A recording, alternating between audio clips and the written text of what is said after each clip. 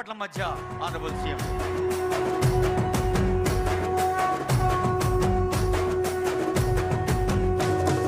మూడు రంగుల జెండా బట్టి సింగమోలే కదిలినాడు ఒక్కరో కాంగ్రెస్ సూర్యుడు మన రేవంత్ అన్న నిగ్గదీసి అడిగే మునగాడు వీడు భూమి నవనైతాడు బీద సాదల ధైర్యం వీడు. జై కాంగ్రెస్. ఇంకా గట్టిగా జై కాంగ్రెస్. మిత్రులారా, ప్రజాపాలన ప్రగతి బాటలో కార్యక్రమంగా ఈనాడు నారాయణపేట శాసనసభ నియోజకవర్గంలో మీ అభిమాన నాయకురాలు స్థానిక శాసనసభ్యురాలు డాక్టర్ పర్ణిక గారి అధ్యక్షతన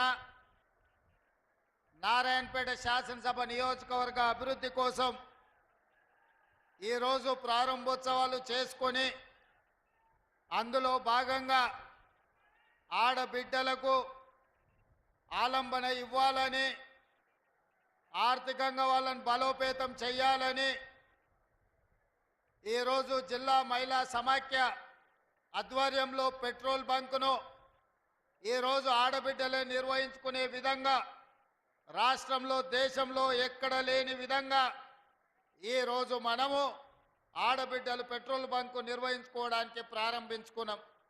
ఇదే కాదు, ఆనాడు 2004 నుంచి 2014 వరకు తెలంగాణ రాష్ట్ర ప్రాంతంలో 25 లక్షల ఇందిరమ్మ ఇండ్లు, పేదవాడి ఆత్మ గౌరవం ఇందిరమ్మ ఇల్లు అని ఆనాడు తండాలలో, గూడాలలో, మారుమూల పల్లెల్లో ఉన్న పేదలకు, ముఖ్యంగా దళితులకు, గిరిజనులకు, ఆదివాసీలకు, బలహీన వర్గాలకు, మైనారిటీలకు, మహిళలకు ఇందిరమ్మ ఇండ్లు ఆనాడు ఇస్తే 10 సంవత్సరాలు గత ప్రభుత్వం నిర్లక్ష్యం వహించింది.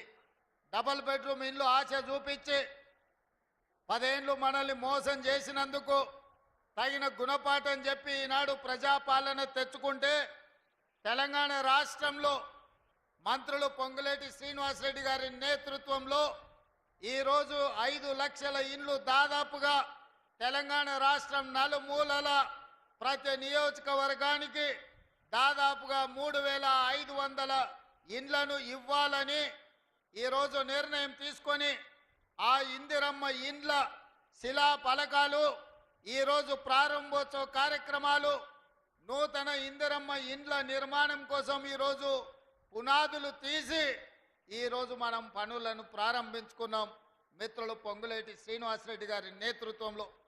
అదేవిధంగా మాదిగ ఉపకులాల వర్గీకరణ కోసం ఈ జిల్లా అభివృద్ధి కోసం అహర్నిశలు కృషి చేస్తున్న పెద్దలు దామోదర్ రాజ నరసింహ గారు, జూపల్లి కృష్ణారావు గారు, అదేవిధంగా మన స్థానిక ఉమ్మడి మహబూబ్ నగర్ జిల్లా శాసనసభ్యులు అచ్చంపేట వంశీ కృష్ణ గారు, కల్వకుర్తి కసిరెడ్డి నారాయణ రెడ్డి గారు, జడ్చర్ల అనిరుద్ధ రెడ్డి గారు, నాగర్ కర్నూల్ డాక్టర్ రాజేష్ రెడ్డి గారు, వనపర్తి మేఘారెడ్డి గారు, షాద్ నగర్ శంకర్ గారు, అదేవిధంగా మహబూబ్ నగర్ ఎన్ఎం శ్రీనివాస్ రెడ్డి గారు, ఈరోజు మక్తల్ మీ అభిమాన నాయకుడు శ్రీహరి గారు, వాకిటి శ్రీహరి గారు, నా సహచర శాసనసభ్యులందరూ ఈరోజు వేలాది మంది అభిమానులను ఇక్కడికి తరలి వచ్చి ఈ ప్రారంభోత్సవ కార్యక్రమాన్ని విజయవంతం చేసి, ఆ పక్కన మా ఆడబిడ్డలు దాదాపుగా 10-15 వేల మంది ఆడబిడ్డలు వచ్చి ఈ ప్రభుత్వం మాది, మా తమ్ముడు తెలంగాణ రాష్ట్ర ముఖ్యమంత్రిగా బాధ్యతలు నిర్వహిస్తుండు, మేము ఆదరించాలి, మేము ఆశీర్వదించాలని మా సోదరుల కంటే మా సోదరిమణులు వేలాదికి వచ్చి ఈరోజు క్రమశిక్షణతో అక్కడ కూర్చొని ఈ ప్రభుత్వాన్ని ఆశీర్వదిస్తున్నారు. మిత్రులారా, ఈరోజు ఈ వేదిక మీద నుంచి 4 కోట్ల తెలంగాణ ప్రజల్ని ఆలోచన చేయమని నేను అడుగుతున్నా. ఆనాడు నిజాం నవాబుల నుంచి విముక్తి కలిగిన తర్వాత మొట్టమొదటి హైదరాబాద్ రాష్ట్రానికి ముఖ్యమంత్రిగా మా పాలమూరు బిడ్డ బూర్గుల రామకృష్ణారావు గారు ఆనాడు ముఖ్యమంత్రిగా బాధ్యతలు వహిస్తే మళ్ళీ 7 దశాబ్దాలు మా పాలమూరు జిల్లాకు ఉమ్మడి రాష్ట్రంలో కానీ తెలంగాణ రాష్ట్రంలో కానీ సరైన ప్రాతినిధ్యం రాలే. 7 దశాబ్దాల తర్వాత ఈ పాలమూరు బిడ్డల ఆశీర్వాదం వల్ల మీరు అండగా నిలబడి 12 మంది పార్లమెంటు సభ్యులను గెలిపించి ఆశీర్వదించి నన్ను హైదరాబాద్కు పంపిస్తే తెలంగాణ రాష్ట్రానికి ముఖ్యమంత్రిగా మీ పాలమూరు బిడ్డ మీ సోదరుడు ఇవాళ ముఖ్యమంత్రి అయ్యి ఇవాళ మీ ముందు నిటారుగా నిలబడ్డాడు. మిత్రులారా, ఇవాళ ఆలోచన చేయండి. ఉమ్మడి రాష్ట్రంలో ఎంతో మంది పాలకులు వచ్చిండ్రు, ఎందరో ముఖ్యమంత్రులు అయినరు. ఎన్నిసార్లైనా మన పాలమూరు పేదరికాన్ని చూపించి ప్రపంచ దేశాలలో మార్కెటింగ్ చేసుకున్నారు తప్ప మన జిల్లాను అభివృద్ధి చేయలే. ఇవాళ ఈ వేదిక మీద నుంచి నేను అడుగుతున్న మేధావులను, ఈ తెలంగాణ రాష్ట్రంలో ఉన్న చదువుకున్న వాళ్ళను, నీళ్లు నాగరికత తెస్తాయి, నీళ్లు పంటలు తీసుకొస్తాయి, మీ నీళ్లు పసిడి బంగారాన్ని పండిస్తాయి. మరి నీళ్లు నాగరికతను దేవాల్సింది, పసిడి పంటలు పండించాల్సిన ఈ పాలమూరు జిల్లాలో కృష్ణానది జలాలు 811 టీఎంసీలు దశాబ్దాలుగా పారుతున్నా మాకెందుకు పసిడి పంటలు రాలేదు? మా కష్టాలు ఎందుకు తీరవలేదు? మా కన్నీళ్లు ఎందుకు తూడవలేదని నేను అడుగుతున్నా. ఈ పాలమూరు జిల్లా నాడు ఉమ్మడి రాష్ట్రంలో లేదా? ఈ పాలమూరు జిల్లా ఏర్పడ్డ తెలంగాణ రాష్ట్రంలో లేదా? ఈ పాలమూరు జిల్లా బీఆర్ఎస్ పార్టీకి ఓట్లు వేయలేదా?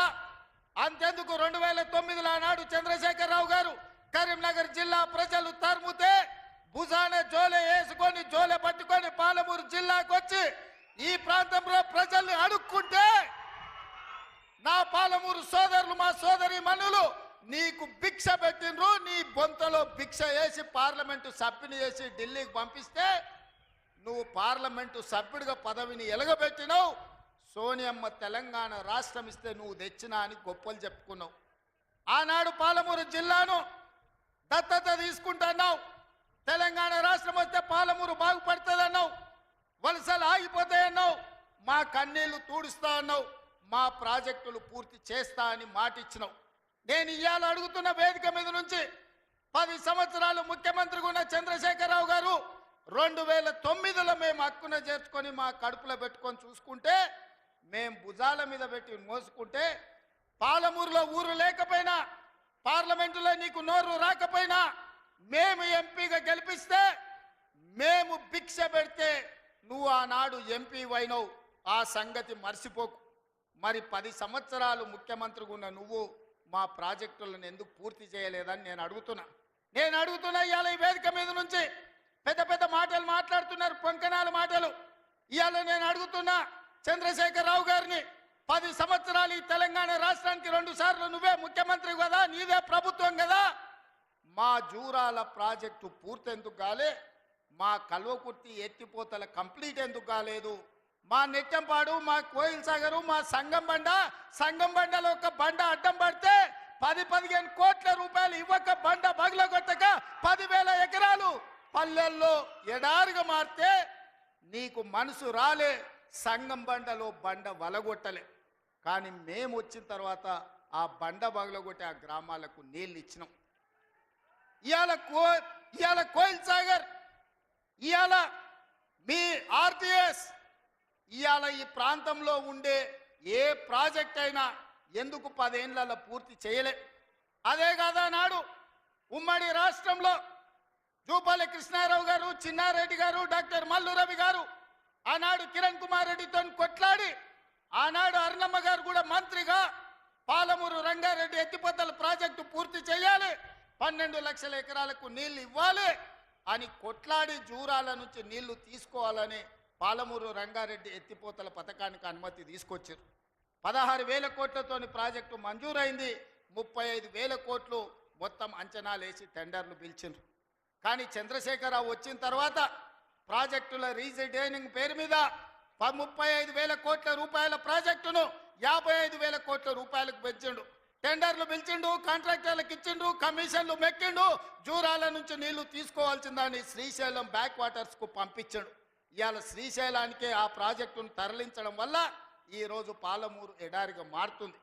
10 ఏళ్లలో పాలమూరు రంగారెడ్డి పూర్తి చేసిన, కల్వకుర్తి పూర్తి చేసిన, భీమా, నెట్టంపాడు, కోయిల్ సాగర్, రాజోలి బండ పూర్తి చేసి ఉంటే, తుమ్మిళ్ళ ప్రాజెక్టును పూర్తి చేసి ఉంటే ఇవాళ ఆంధ్రప్రదేశ్ మనకు అభ్యంతరం పెట్టకపోయి ఉండే. 10 ఏళ్లలో నువ్వు ప్రాజెక్టులు పూర్తి చేయలేదు, పాలమూరును పడావు పెట్టినావు కాబట్టి ఇవాళ మా ప్రాంతం ఎడారిగా మారింది.